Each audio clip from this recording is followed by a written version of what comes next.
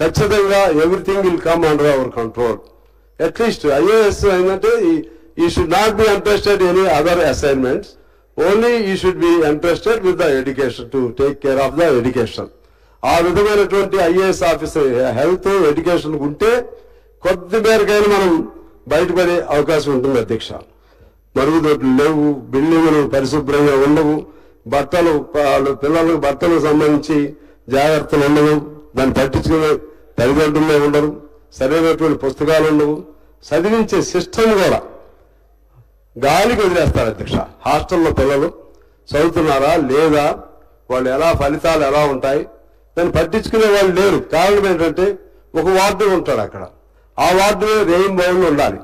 ఆయన ఎప్పుడైనా బయటకు వెళ్ళారంటే ఆ పిల్లల్ని కాపలా కావాలంటే వాళ్ళలో వాళ్ళే కాపలా కాసుకోవాలి. వాళ్ళకి సంబంధించిన తిండికి సంబంధించి కూడా ఈ మధ్య మనం చూస్తున్నాం, మనం ఎంతో ఖర్చు పెడుతున్నాం. అనేది ఈ గవర్నమెంట్ ఆ గవర్నమెంట్ అనేది కాదు అధ్యక్ష.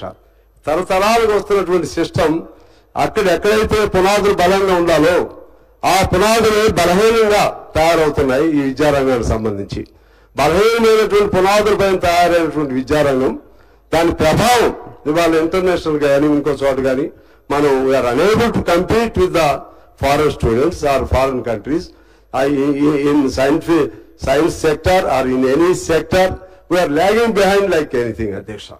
దానిపైన జాగ్రత్తలు తీసుకోవాల్సిన అవసరం ఉందని నేను వాళ్ళకి టైం టు టైం ఆరోగ్యం చెక్ చేయడానికి డాక్టర్లు ఉండాలి అధ్యక్ష. అట్లీస్ట్ రెండు మూడు హాస్టల్స్కి అయినా ఒక డాక్టర్ రెగ్యులర్గా ఉండాలి. ఉండి చాలా మంది డాక్టర్లు ఖాళీగా ఉంటున్నారు, నియామకం చేయొచ్చు. వాళ్ళకి ఉదయమో సాయంత్రమో వాళ్ళకి సంబంధించి వాళ్ళకు ఉన్నటువంటి పౌష్టికాహారం, వాళ్ళకు ఉన్నటువంటి స్టాండ్, వాళ్ళ ఆరోగ్యానికి సంబంధించినటువంటి అంశాలు, వాళ్ళకున్న బలం ఎంత, ఇవన్నీ కూడా చేయాల్సినటువంటి అవసరం ఉంది అధ్యక్ష. అదేవిధంగా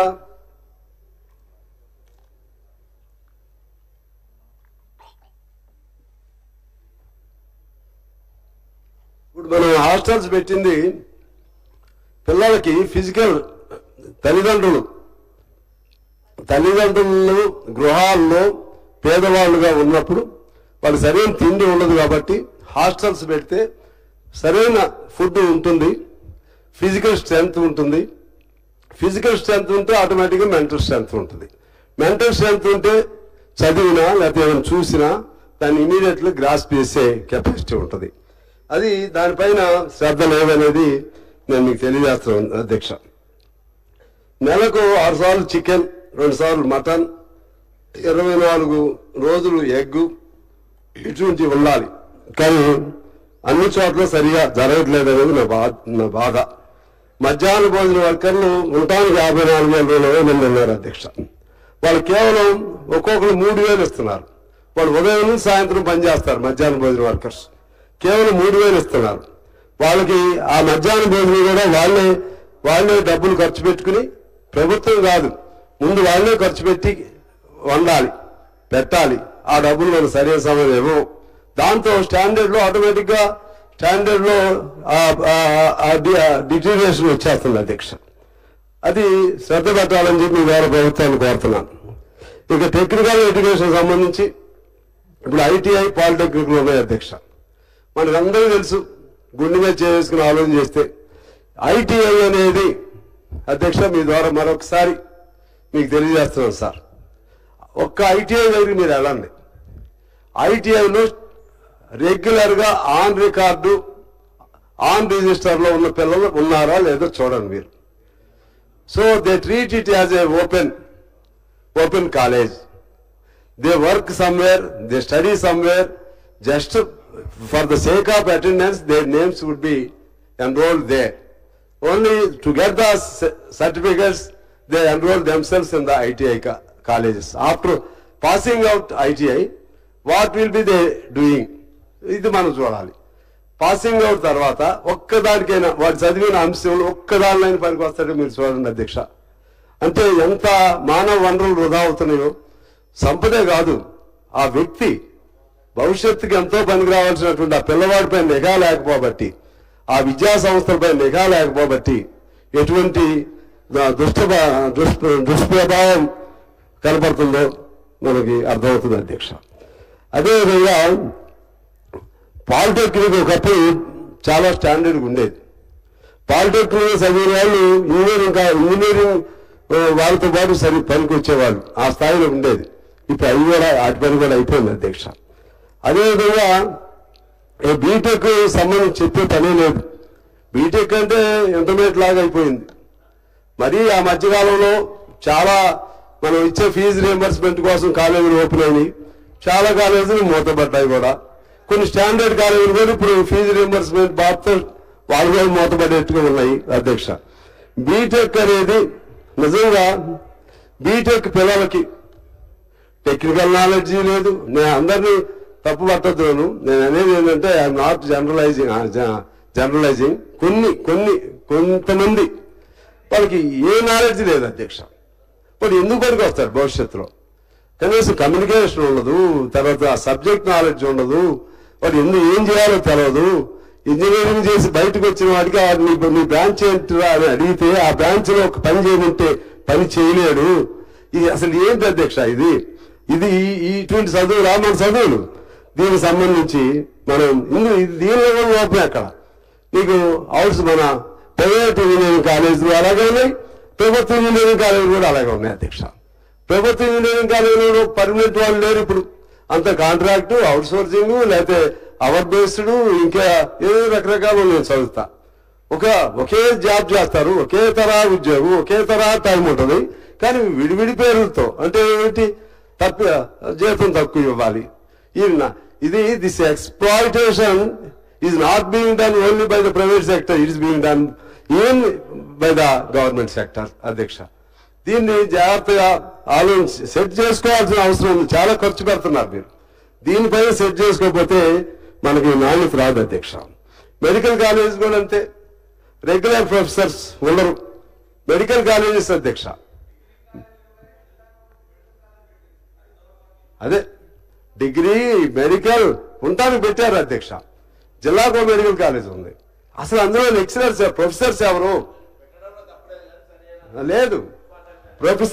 ప్రొఫెసర్స్ ఎవరు? ఆ ప్రొఫెసర్స్ వాళ్ళు కూడా కాంట్రాక్ట్ ప్రొఫెసర్సే.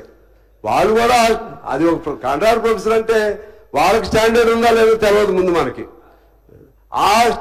ఆ కాంట్రాక్ట్ ప్రొఫెసర్స్ కూడా పూర్తిగా నియామకం లేదు. చాలా ఫ్యాకల్టీ బ్రాంచెస్ ఖాళీగా ఉంటాయి అధ్యక్ష. అది దీనికి సంబంధించినటువంటి అంశం అధ్యక్ష. ఈ విధంగా ఎలిమెంటరీ కానీ అలాగే మన టెక్నికల్ కానీ లేదా హైయర్ కానీ నేను పైపైన జిస్ట్ చెప్తున్నాను అధ్యక్ష.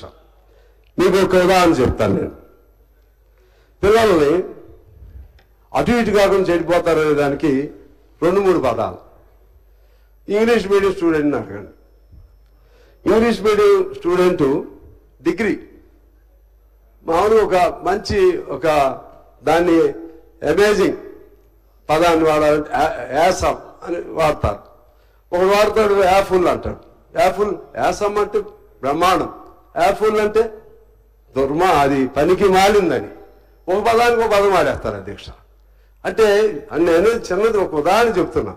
అంటే మొత్తం స్టోరీ అంతా మారిపోయింది, సిస్టమ్ అంతా మారిపోయింది. ఒక చోట love him not kill him. ఇక్కడ ఏమవుతుంది? Love him not kill him. అంటే ప్రేమించు వాడిని చంపొద్దు అనేది, వాడిని ప్రేమించవద్దు చంపు అని అర్థం వస్తుంది అధ్యక్ష. జస్ట్ మనం చిన్నప్పుడు జోకులు వేసుకునేవాళ్ళం. Rama was killed by Ravana, కిల్లుడు రావణ అది వదిలేసి సహజంగా మనకి వచ్చి రాంది Rama was killed by Ravana. ఇప్పుడు కూడా అదే నడుస్తుంది అధ్యక్ష. ఇంగ్లీష్ మీడియం పిల్లలకి సగం అటు సగం ఇటు. దానిపైన అసలు ఏమి ఇంగ్లీష్ మాధ్యమంలో అసలు ఆ టీచర్స్ చెప్పగలిగిన వాళ్ళు ఉన్నారా? ఆ మధ్య ఇంగ్లీష్ మీడియం స్కూల్స్ పెట్టారు అధ్యక్ష. ఇంగ్లీష్ మీడియం స్కూల్స్ పెట్టి ఇంగ్లీష్ మీడియం టీచర్లు ఎవరు దొరకలేదు. వాళ్ళకి దొరకనప్పుడు తెలుగు మీడియం వాళ్ళని బలవంతాన్ని మేము చెప్పలేము మొర్రు అన్నా సరే ఆ తెలుగు వాళ్ళని తీసుకెళ్లి అక్కడ టీచర్లుగా పెట్టారు అధ్యక్ష. వాళ్ళు ఏం చెప్తారు? వాళ్ళకి రాదు, వాళ్ళు చెడిపోయారు, పిల్లలు చెడిపోయారు. ఇది ఈ మధ్యకాలంలో జరిగినటువంటి తతంగం అధ్యక్ష. నేను మీకు ఉదాహరణకి కొన్ని దేశాల్లో ఉన్నటువంటి సిస్టమ్ మీకు చెప్తాను అధ్యక్ష. స్కాండినేవియన్ కంట్రీస్ ఉంటాయి అధ్యక్ష. ఎక్కువసేపు అనుకోకండి, నేను త్వరితగతిని ముగిస్తున్నాను. స్కాండినేవియన్ కంట్రీస్ అంటే Switzerland, Denmark, Finland, Netherland, Iceland. ఇటువంటి టీచర్స్ కి ఐఏఎస్ కంటే ఎక్కువ శాలరీస్ ఇస్తారు అధ్యక్ష.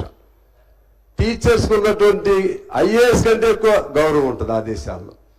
ప్రపంచంలో అత్యధిక విద్యా శాతం ఉన్నత విద్యా రేటింగ్స్ లో స్కాండినేవియన్ కంట్రీస్ నిలబడతాయి అధ్యక్ష. అంటే వాళ్ళ సిస్టమ్ మొత్తం కూడా డిఫరెంట్ గా ఉంటుంది. అది ఎలా ఉంటుంది కూడా నేను చదివి వినిపిస్తాను అధ్యక్ష. ఆ విధంగా మనం అట్లా శ్రద్ధ పెట్టకపోతే చదువుల పైన మనం ఎటూ కాకుండా ఈ దేశం అయిపోతుంది. ఎవరో తెలివి కలిగిన వాళ్ళు, జాగ్రత్తగా చదువుకునే వాళ్ళు, తల్లిదండ్రులు తెలివి కలిగిన వాళ్ళు కొంత బెటర్గా ఉంటుంది. అసలు లేకపోతే దేశం ఎంత స్థితికి వచ్చేది కాదు. కానీ రావాల్సినంత రావట్లేదు. పేదవాళ్ళ పిల్లలకి మరింత వాళ్ళకి అందుబాటులో ఉండవలసినంత అటువంటి పరిస్థితుల్లో విద్యా రంగం ఉండట్లేదు. వాళ్ళు తయారు కావాల్సినంత స్థాయిలో తయారు కావట్లేదు. ఇది నా బాధ అధ్యక్ష. ఫిన్లాండ్ దేశం అనేది ఇవాళ విద్యారంగంలో ప్రపంచంలో నెంబర్ 1 అధ్యక్ష. సార్ శ్రీధర్ బాబు గారు, Finland stands number 1 regarding rating among all countries of the world. దానికి కొన్ని రాశారు. 7 ఏళ్ళు నిండాక పిల్లలు స్కూల్లో చేస్తారు. అప్పటి వరకు పిల్లలు స్కూల్కి వెళ్ళే పని లేదు. 7వ సంవత్సరం నుండి 10వ సంవత్సరం వరకు 50% స్కూల్స్ లో ఉంటారు, 50% సెలవులుగా ఇంట్లోనే ఉంటారు. ఇంట్లో కానీ ఆ పద్ధతిలో free style. High school timing తక్కువ, సంగీతం, గ్రేడింగ్, ప్రోగ్రెస్ రిపోర్ట్లు గొడవే లేదు. తల్లిదండ్రులు ప్రోగ్రెస్ కొరకు కావాలనుకుంటే దరఖాస్తు చేసుకుంటారు తప్పితే పిల్లల్ని అడగరు. స్కూల్స్ లో హోంవర్క్ లేదు. తమకు నచ్చిన ఏదో సబ్జెక్టు వాడు హోంవర్క్ చేసుకుంటాడు. ప్రతి స్కూల్కు ఒక డాక్టర్ ఉంటాడు, అందులో నివాసం ఉంటాడు. స్కూల్లో 600 మందికి మించిన విద్యార్థులు అనుమతించరు. ప్రైవేట్ స్కూల్స్ ఉండవు, అన్ని ప్రభుత్వ స్కూల్స్లే. ఫిన్లాండ్లో 99% విద్యార్థులు ప్రాథమిక విద్య తప్పక అభ్యసిస్తారు. ఐరాస రిపోర్ట్ ప్రకారం ప్రపంచంలో విద్యార్థుల్లో బాగా సంతోషంగా ఉన్న విద్యార్థులు ఏ దేశంలో ఉన్నారా అంటే అది ఫిన్లాండ్లో ఉన్నారు అధ్యక్ష.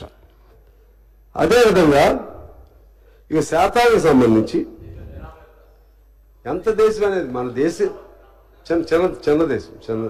చిన్న దేశం ఐఎమ్ నాట్ షూర్, కానీ అవన్నీ చిన్న దేశాలు. అంటే మన దేశ పరిస్థితులకు అనుగుణంగా అందులో ఏది మంచి ఉంటుందో అది ఉపయోగించుకోవాలి. మనం అన్నిటికీ నమూనా తీసుకోమని నేను అన్నాం. నమూనా తీసుకో మరి మనకంటే okay I'm not differing with you. మీకు నేను ఒకటే చెప్తున్నాను, ఒక మంచిని చూసినప్పుడు ఆ మంచిలాగా మనం ఎందుకు ఉండకూడదు అనుకోవాలి తప్పితే వాడు ఒక్కడే ఉన్నాడు కాబట్టి వాడు తయారయ్యాడు. ఒక్కడే ఉంటే ఆ ఒక్కలా 10 మంది మనం తయారు చేద్దాం. మీరు ఖర్చు పెడుతున్నారు కదా, ఖర్చు పెట్టకపోతే తప్పు అయింది. ఖర్చు పెడుతున్నారు, అన్ని వస్తువులు ఇస్తున్నారు. ఏంటంటే we are lacking inspection, we are lacking dedication, we are lacking determination. ఈ డబ్బులు మనకి కాదని అనుకుంటున్నాం. అది నా బాధ అధ్యక్ష. అదేవిధంగా ఇక డ్రాప్ అవుట్స్